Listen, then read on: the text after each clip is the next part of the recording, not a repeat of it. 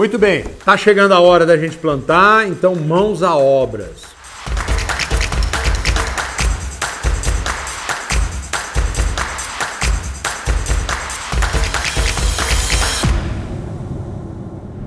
Vamos fazer um bom preparo do solo. A primeira coisa que eu gostaria de falar com você, ligado ao preparo do solo, é você vai trocar de gramínea. Tá? Eu tenho uma braquiária brisanta e quero plantar um mombaça. Maravilha! Mate a brisanta, mate o capim velho que você tem lá, destrua ele. Que jeito? Vamos fazer antes do término da época da chuva, quando o capim tá verde ainda, vamos aplicar um dessecante, um glifosato da vida. Aplica na área toda bem aplicadinho, direitinho. Torra o capim. Pô, Wagner, mas eu vou ficar sem, no período da seca, eu vou ficar sem capim? É melhor. O melhor preparo do solo é aquele que você começa no final do período das águas e vem fazendo ele durante o período da seca. Então, por que é importante você matar? Porque você sabe que 100% daquele capim que existia ali vai morrer. Aí, depois de morrer, antes que a terra seque demais, você vai dar uma mão de grade e incorporar toda essa palhada lá para dentro. Boa oportunidade para você aplicar o calcário. O calcário você pode aplicar no início da chuva, como no final da chuva também. E aí você vai incorporar o calcário e a palhada do capim velho. Entenda uma coisa, não existe nada melhor para você compactar um solo do que a pata do boi. A terra está molhada, o boi está pisando ali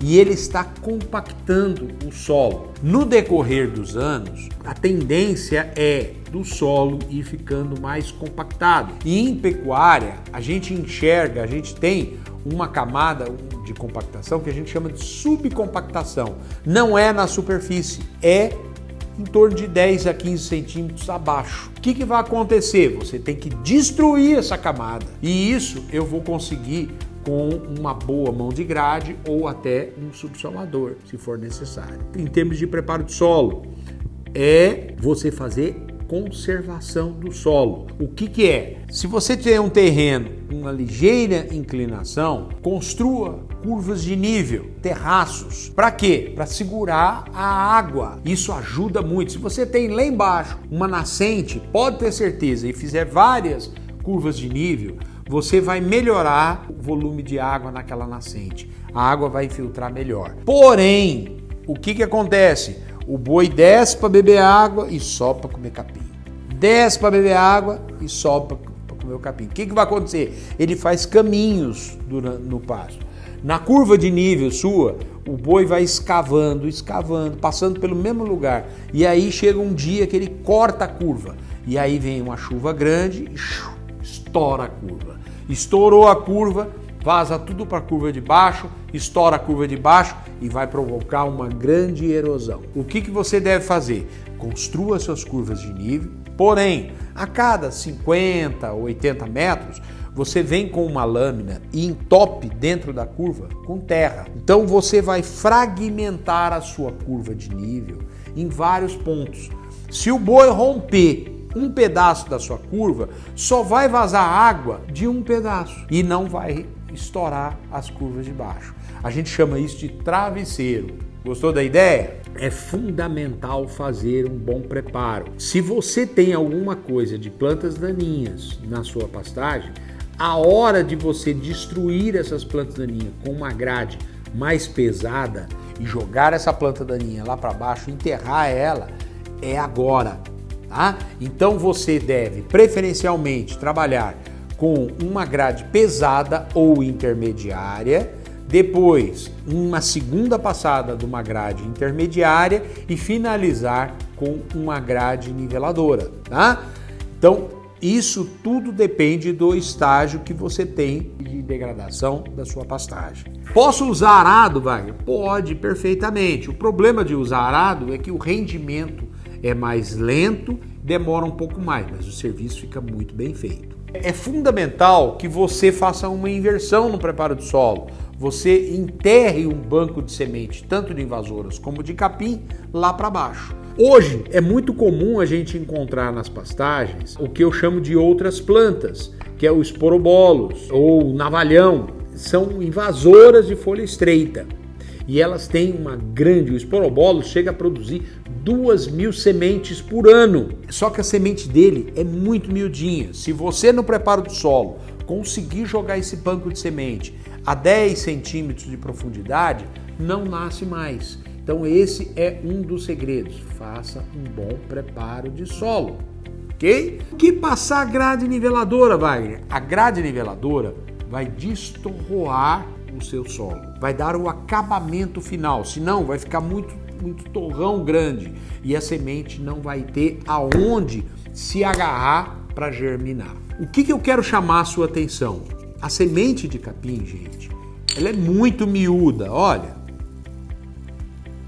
Tá? Ela é muito miudinha. Se ela é miúda, ela tem pouca reserva de nutrientes. Então, faça um bom preparo de solo. Você vai fazer um plantio raso, vai incorporar a semente para que ela tenha uma rápida germinação. A semente não pode demorar muito para germinar. Ela tem que ter, quando ela soltar a raizinha, e ela tem que ter aonde se fixar e logo conseguir pegar todos os nutrientes, a umidade necessária e ela emergir, porque senão ela não consegue sobreviver. O preparo de solo é essencial, tá ok? Uma coisa que eu queria chamar a atenção sua é no preparo de solo feito na última hora. Dá rolo, principalmente se a chuva já começou. O que acontece? Você começa a incorporar o capim velho, ou até que não tenha capim, tá? Mas toda invasora que você joga para baixo e começa a incorporar e vem chuva em cima. A chance de nascer essa invasora e ela voltar é muito grande. A chance do capim rebrotar é muito grande. Então, o que acontece? Todas as vezes que você for fazer um preparo de solo tardio, já começou a chover, convém você fazer uso do herbicida. Nós não estamos usando muito a questão de queimadas e formação de pastagem. Quando a gente queima uma área que eu tenho muito mato ali, muita restos vegetais, eu crio uma camada de cinza sobre o solo, tá? O que é importante? Eu distribuir a semente antes que chova. Por quê? Porque a semente vai cair no meio da cinza e vai ficar lá. Aí vai bater a chuva. Quando bate a chuva, aquela camada de cinza que se formou, ela vai criar uma crosta ali, tá? Na chuva. E aí a semente germina, que é uma maravilha. Se você fizer o plantio depois da chuva, aí complicou, porque vai formar a crosta e a semente vai cair sobre a crosta e não abaixo. Aí você tem que esperar fazer a crosta dissolver de cinza para depois plantar. Muito cuidado com o preparo de solo em morro. Por quê? Porque às vezes o seu morro é tão inclinado que você não consegue andar com o trator de lado. É perigoso tombar. Nós temos áreas assim no Brasil. Então, o que o cidadão acaba fazendo?